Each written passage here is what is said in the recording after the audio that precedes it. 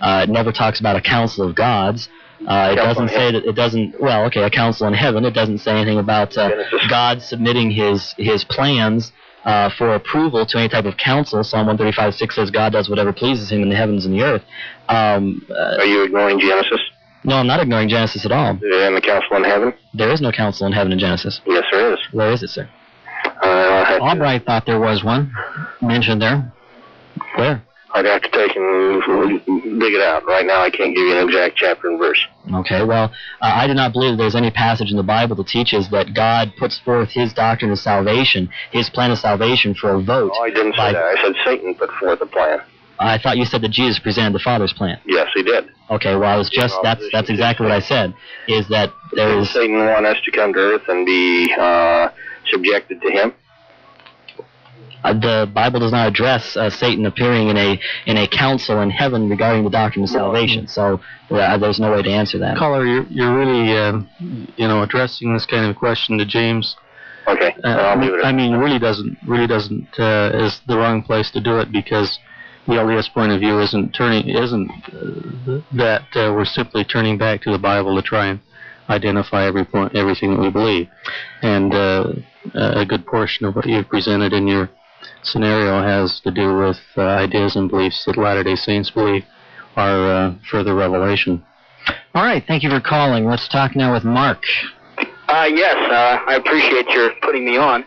I just also wanted to express that I do appreciate Reverend White's making that point 16 times.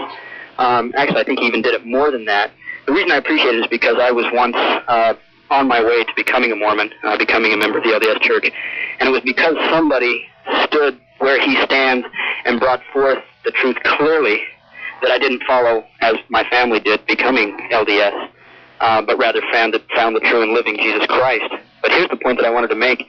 Well, thank you for your opinion on that. Well, yeah, it's more than opinion. I mean, in the sense that Jesus Christ is absolute, and his truth is absolute, and it's not subject to any man's opinion. You see, my opinion would be that your family had found the truth, and unfortunately you were not willing to accept it there. And right. So we have our difference of opinion, and let's leave it there rather than make jabs at the LDS Church. No, I won't leave it there for this reason. I think this is because, or the reason is right on what Reverend White had said, and making it 16 points. And I really haven't heard you or Van Hale address this point satisfactorily. You keep asking him to address the point of the Apostolic Fathers and commenting on them.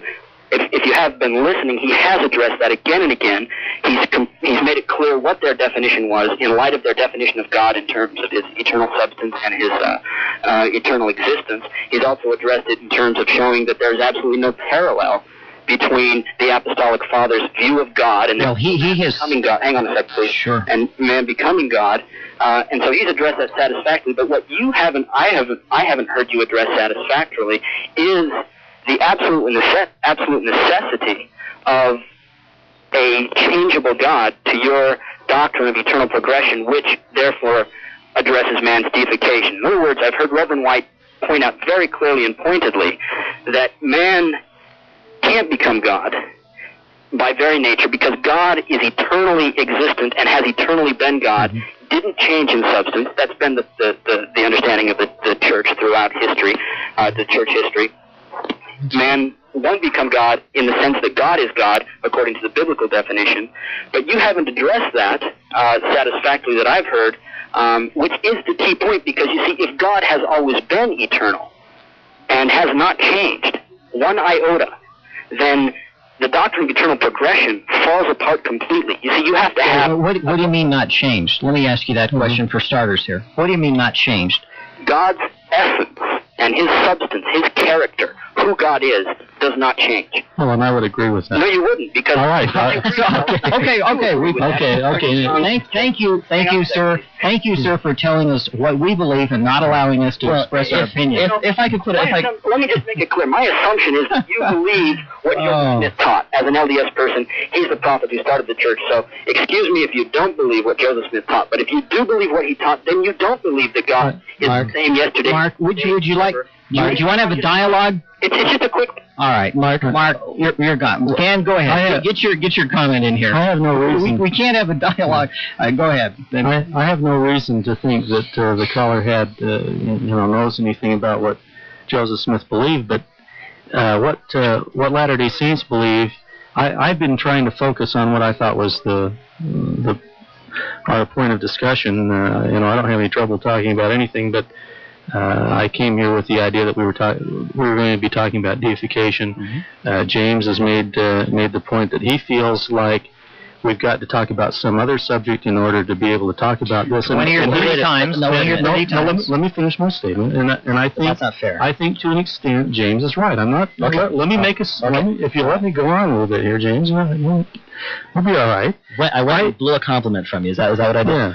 I think that what you're saying is relevant, but in order to discuss that, I think we need to focus on the LDS concept of God. We need to focus on the early Christian fathers' concept of God, and we need to be, I think, prepared. As far as I would look at it, the ideas that the early Christian fathers had within the context that they were speaking, I simply don't see a lot of difficulty, because they had a whole different perspective than we have today in our modern world. I'm not just talking LDS. I'm talking about people of all religions. We have a different concept, a different perspective of the world, creation, universe, so on and so forth, and that needs to be taken into consideration, because within the perspective that Latter-day Saints think, we're thinking beyond in two different directions.